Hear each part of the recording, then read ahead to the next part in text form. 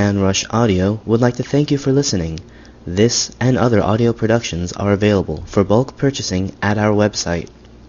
Please visit emanrush.com for more information. That's emanrush.com. Eman Rush Audio presents Eman the Verb, a lecture by Muhammad al-Sharif. Bismillah, alhamdulillah, salatu wassalamu ala rasulillah wa ala alihi wa sahbihi wa man wala, amma ba'd. First of all, I know in the introduction he said that someone who's well known to all of you, which is not necessarily true. I haven't paid too many visits to the Masjid al-Rahmah community, and I feel bad about that. There is a masjid in California that I've been to more than I've been to the Masjid al-Rahmah community. And I apologize for that, inshallah, and I hope in the future that we can do activities together more, and inshallah, I'd be willing to do more lectures here, inshallah ta'ala. Okay, to begin, inshallah, I'm going to be speaking for half an hour, so you don't have to worry about the food. You'll get it, inshallah, within half an hour, inshallah ta'ala. I'm going to ask you a question, and I want you to give me the answer. Okay, here's the question. The question goes, your scale is heavy on the Day of Judgment. Alright, that's the statement. Your scale is heavy on the Day of Judgment. The question now is, where will you be? In paradise or hellfire? Who thinks they'll be in paradise? Just hold on. Hands up. Who thinks they're going to be in paradise? Okay, your scale is heavy on the Day of Judgment. You're coming with a heavy scale. Are you in paradise? Raise your hands. Okay, I see just a few people hands up. Alright, your scale is heavy on the Day of Judgment. Will you be in hellfire? Raise your hands if you think hellfire.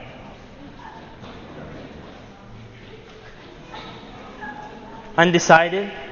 That's why you need to go to the Al-Maghrib Institute classes, inshallah. So you at least know the answers to these things.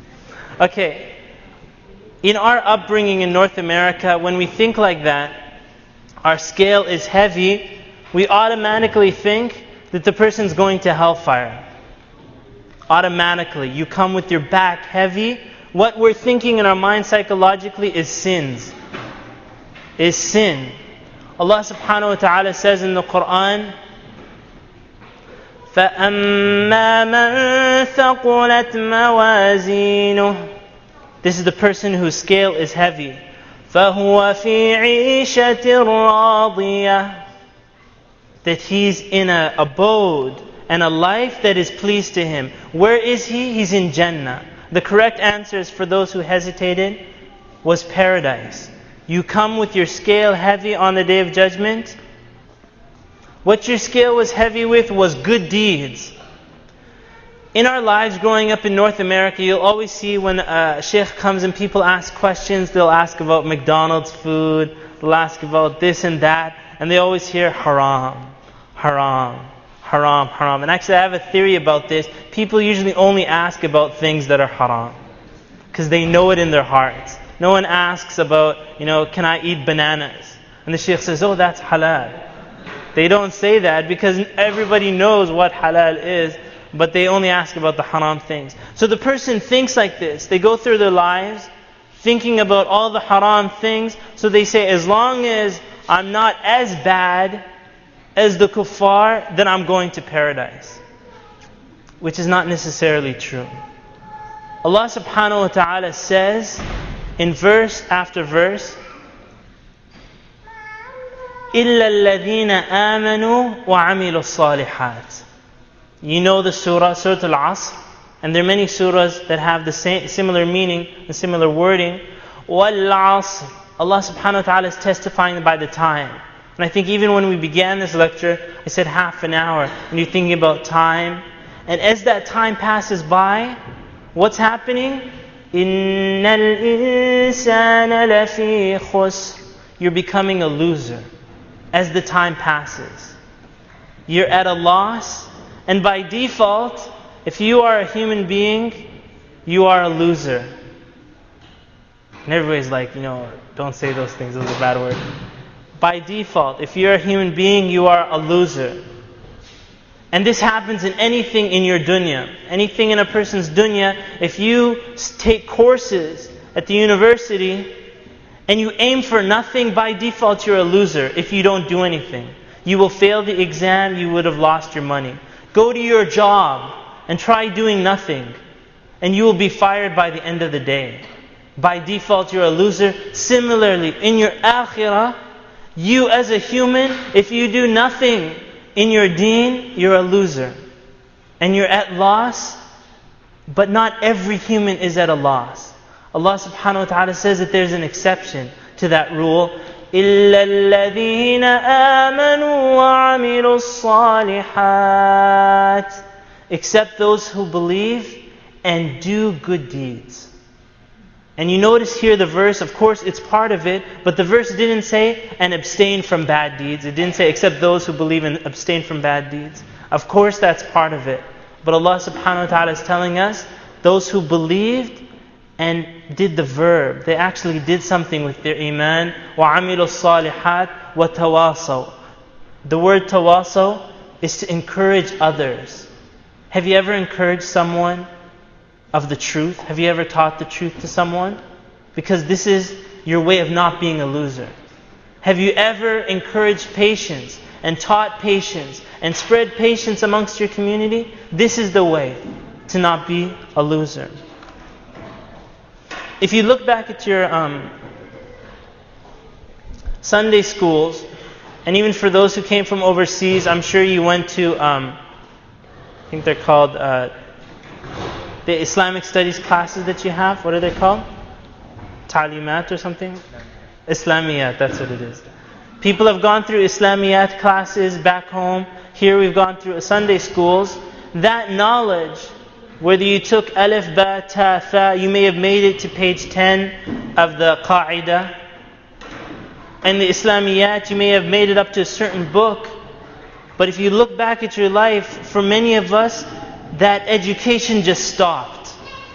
We came to a certain area, a certain point, and we just said, I've learned enough for my deen. And so the people divided after that into 3 groups. And these are the Muslims. You have one group of people that do not practice their deen. They may have learned those things, maybe not, but they're not part of their deen. They may be going to the clubs, they may be acting, if you saw them, you couldn't distinguish between them and a non-Muslim. And we know there are many have fallen like this. And I tell you, we're only in 2nd generation for many of us, North America, and we're already losing our youth in the 2nd generation, and we still are hoping for 3rd and 4th and 5th, but we're already losing at this stage. That's the first group. Second group is people that are upright in their deen. But that uprightness doesn't extend to anyone else. They will come to the masjid, they will pray salah, maybe even fajr and isha in the masjid, and they will read Quran, but their own children won't come to the masjid. And we know examples of that. The father is the best, or the mother is the best, and everybody knows that their children are lost. And then when they're asked about something like that, they'll say it's their life. They have to make the decisions themselves. No, we're responsible for them. And on the Day of Judgment, we will be asked. We will be asked, did we do everything that we could to protect them? So that second group is upright, but they're doing nothing with their deen. Basically, they took their deen, put it like in a box, and sat on it. And they're living their lives inside that box. The third group, and this is a group that we're hoping for, is the group that not only takes their deen and practices it themselves, but they teach it and encourage other people. They're alive in their Islam. And they're bringing khair and benefit. You'll see Imam Malik rahimahullah, one student, it was at Fajr time, the adhan for Fajr went, or sorry, it may have been another salah, and the student left the class to go pray some sunnah prayers. And Imam Malik rahimahullah ta'ala told him to sit down. And he said, because these sunnah prayers that you're about to pray are specific for yourself. You will get the benefit yourself. However, this knowledge that you are going to learn is something that will benefit you and it will benefit other people. So sit down and learn. And they were always keeping that in mind. How can I help other Muslims from benefiting? In Medina University, there were some students that were amazingly smart. They were coming out first. We'd have 500 students in Islamic law faculty. They would come out first and second, and they would be very of the top level of knowledge of Islam. But if you look at some of those people, you may find that in their lives after that, after graduation and so on, and one of our teachers was telling us that no one around them is benefiting from that knowledge. They may have taken a job here, or they're doing something here or there, but that knowledge is stagnant, and it's not passing on to anyone else. And inshallah ta'ala, that this is going to be one of our focuses in these few minutes, is that what we learn in our deen is not to be stagnant, but it's supposed to be flowing. And the people around us should understand that we are Muslims, and this is our deen.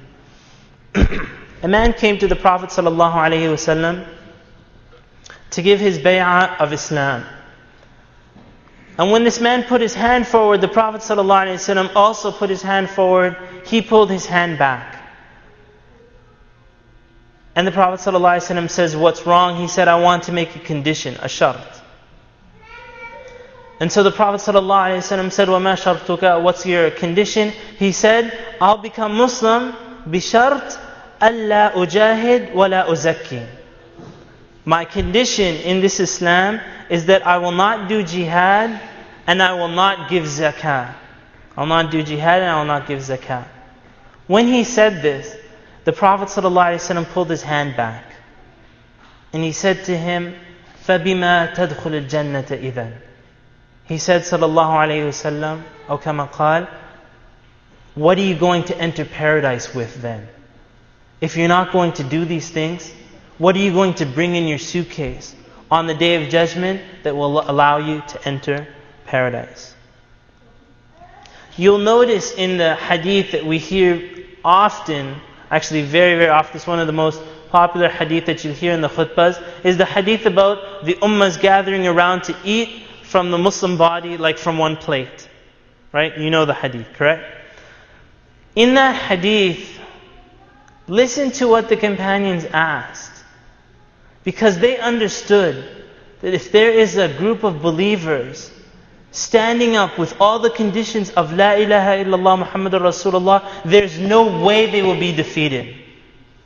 I'll tell you again, if there's a group of believers standing up correctly with La ilaha illallah Muhammadur Rasulullah, they would not ever be defeated. So what could possibly be the problem in this situation? They said, أَوَ مِنْ قِلَّةٍ نَحْنُ يَوْمَئِذٍ يَا رَسُولَ اللَّهِ. Is it because we'll be small in numbers? Like there'll only be just a few of us, so they'll force us with their extreme numbers? Because they knew that this couldn't happen.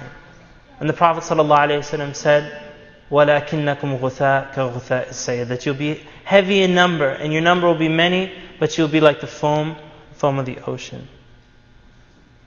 On this line, Yahya ibn Mu'adh, rahimahullah ta'ala, he made a statement, and I'll quote it here.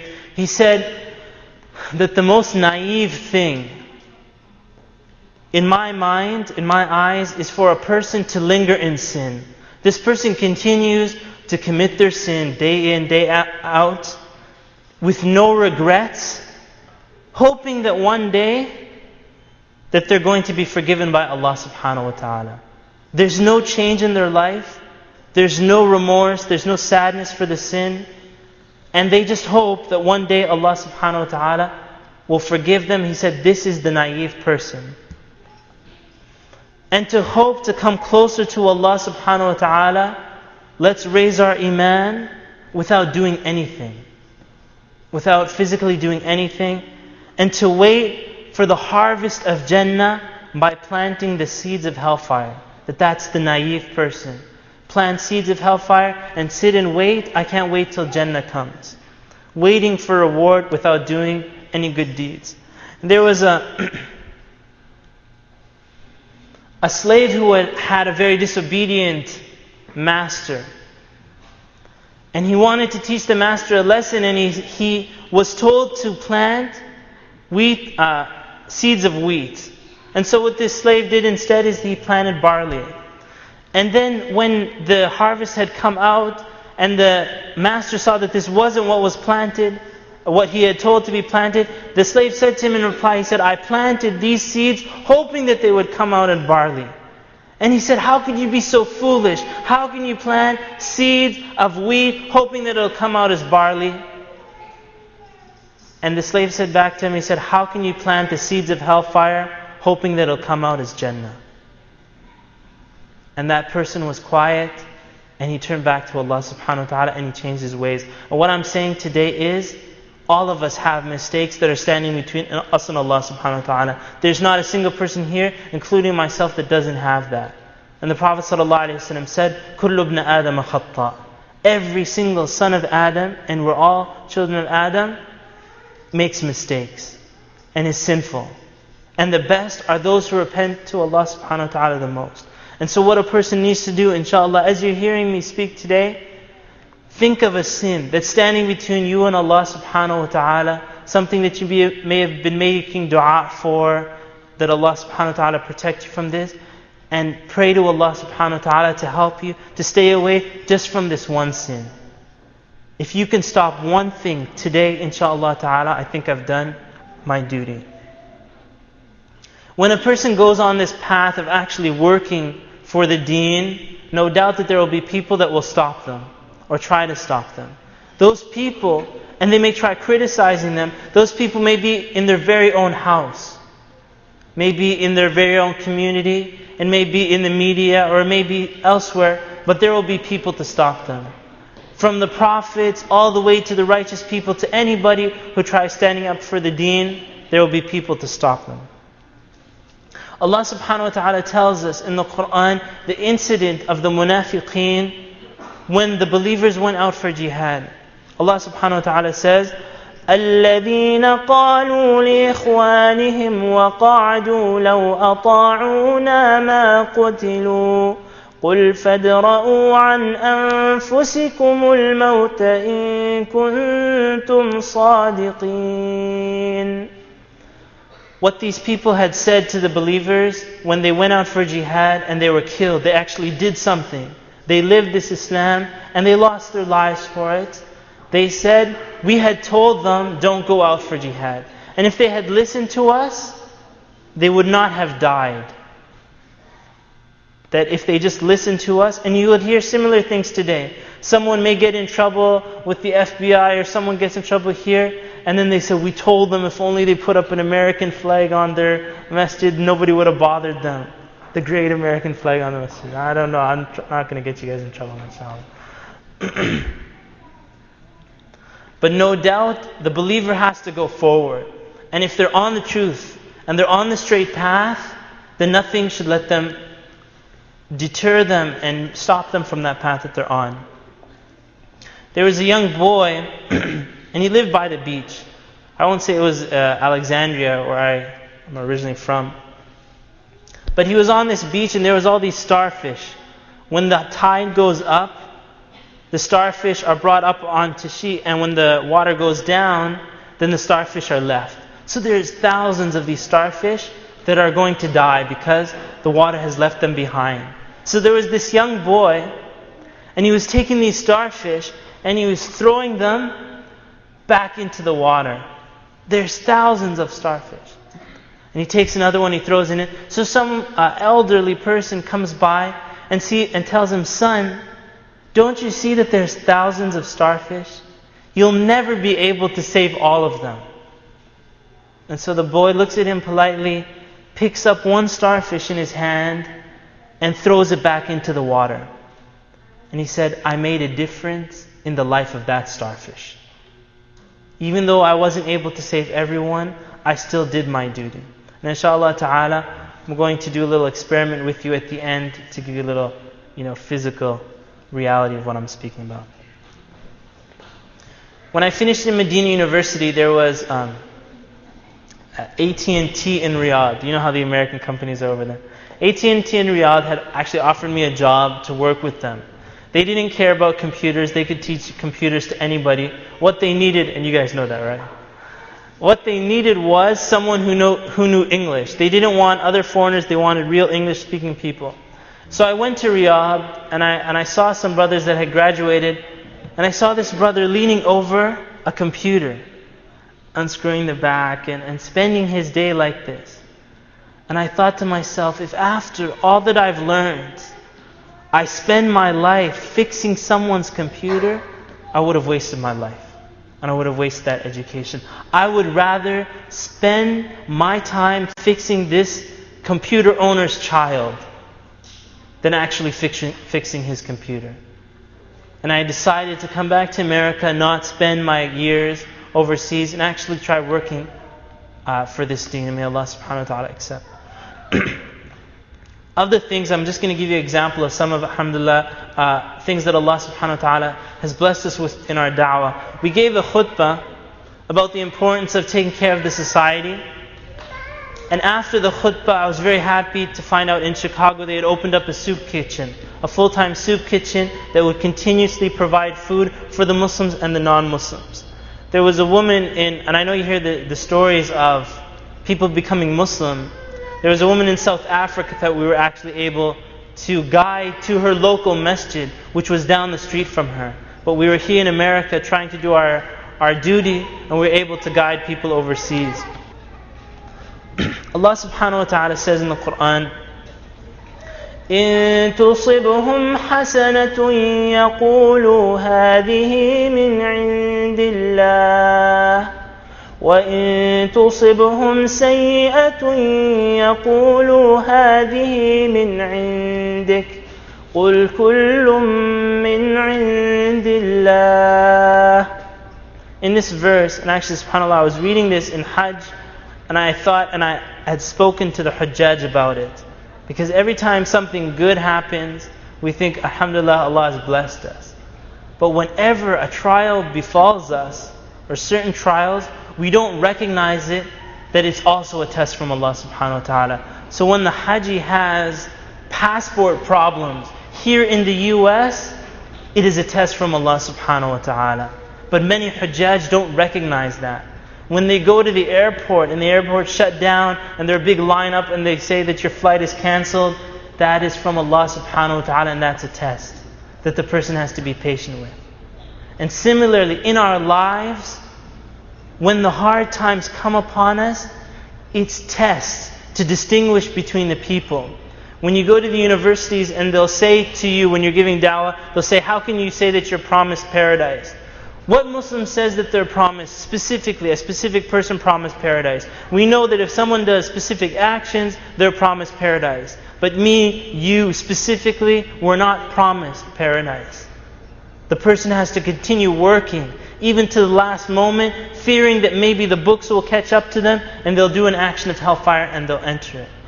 And these tests come upon us to distinguish the believer from the one who just said a word of a lie.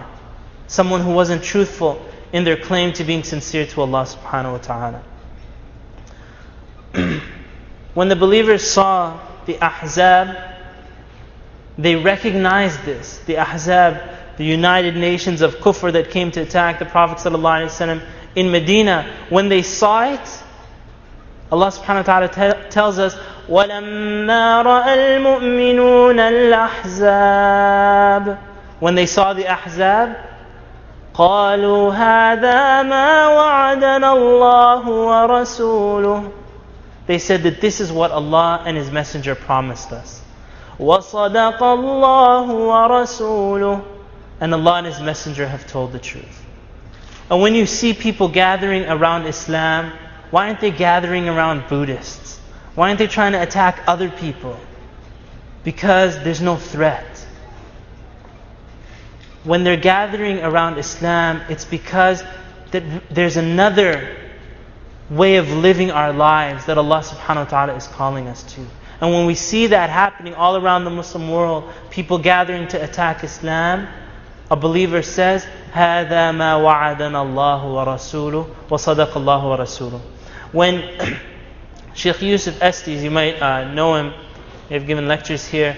When he became Muslim, he was a priest before, And when he became Muslim, the same day he became Muslim, him and another priest, a fight broke out in the masjid.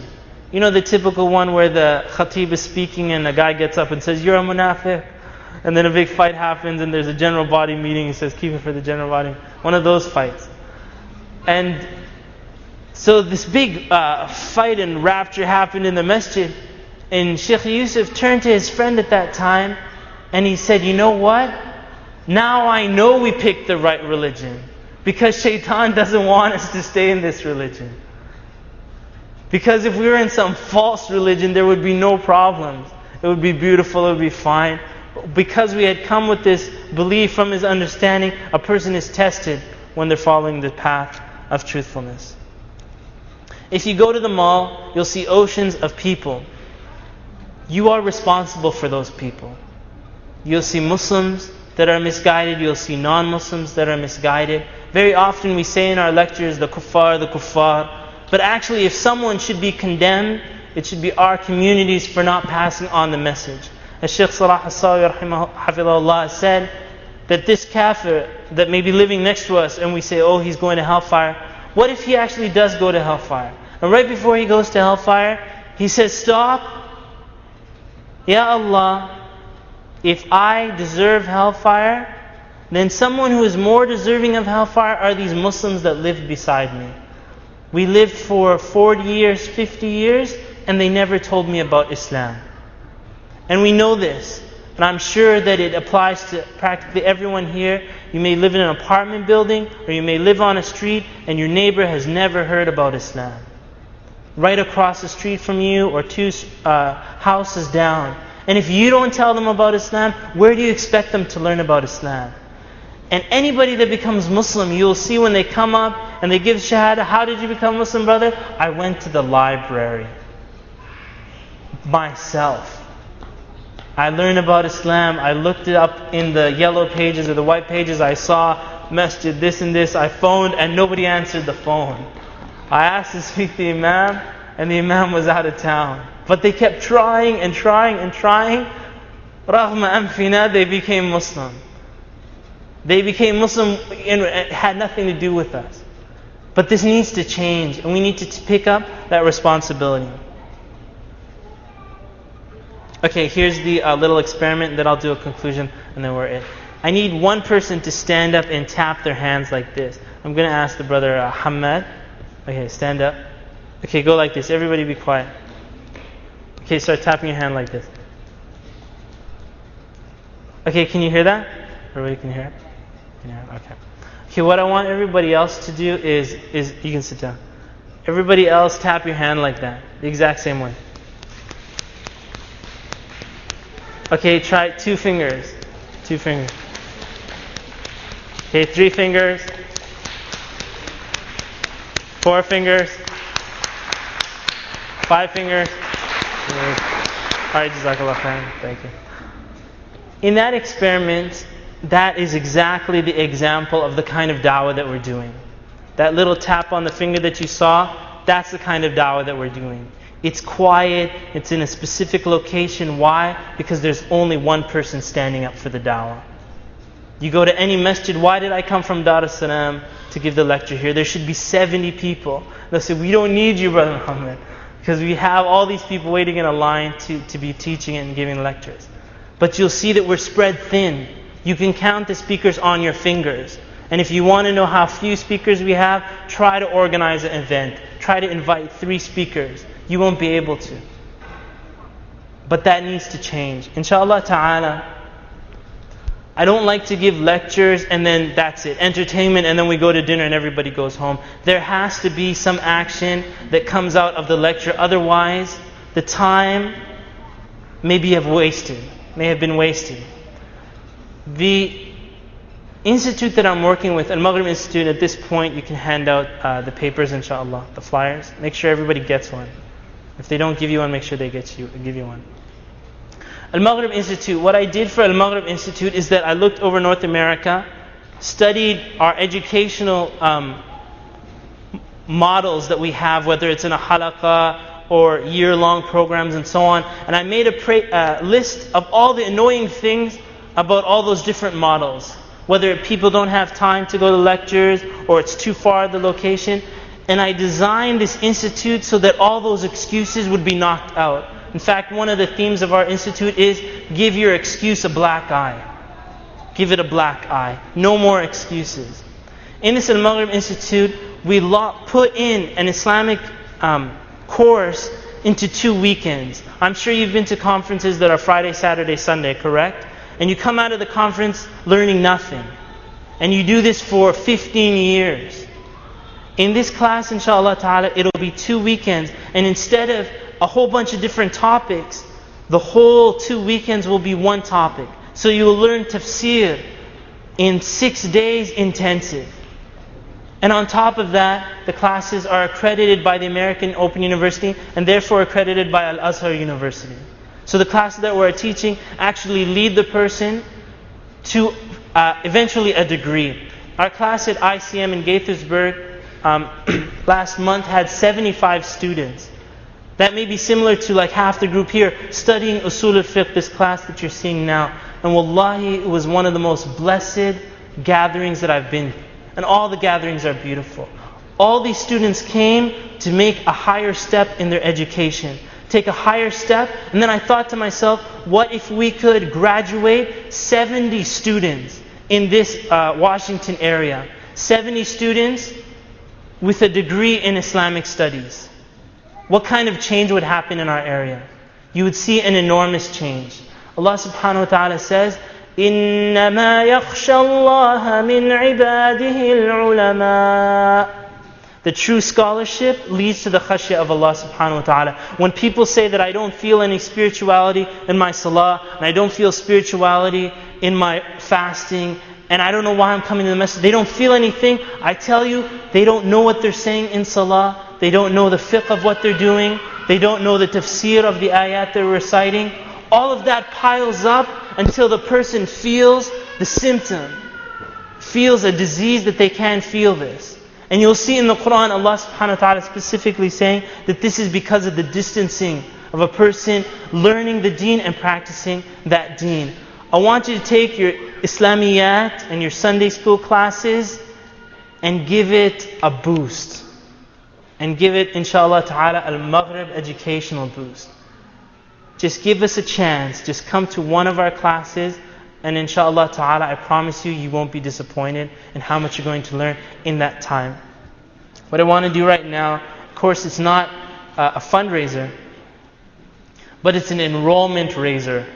Right? What I want you to do right now, I need 15 people to raise their hand. And between you and yourself, make the dedication that you're going to enroll for this class, okay? And then we're not going to go to dinner until 15 people raise their hand. And I'm going to start with Brother Hamad, will be the first one to raise his hand, inshallah ta'ala. Okay, from the sister section, 1, 2, 3, 4, 5, 6, 7, 8, 9, 10, 11, 12, 13, 14, 15, 16. And I see a lot of people here, and I don't know if it's the older generation that's not raising their hands, but the older generation needs to raise their hand too, inshallah ta'ala. Don't be shy. Don't be shy, inshallah. In this class that we had PhD students. Actually more than one. There was about 6 or 7 PhD students, doctors, that had come to our class. In any field that you're in, when you learn Islam properly, you will help the Muslims more and be better capable. Whether you're a doctor, or you're a lawyer, or an engineer, or computer science, you need this class. And we need every one of you to educate yourselves about this deen properly and accurately so that you can make a difference in the community that you're living in. Inshallah ta'ala, I have the registration forms with me here. We'll put it on the desk outside. Please fill it out. If you don't fill it out right now, shaitan will play with you. He will tell you, delay it until you actually forget the date of the event and you will not come. I know that this will happen. Please fill out the registration before you go, those people that raise their hand. Assalamu alaikum wa rahmatullahi.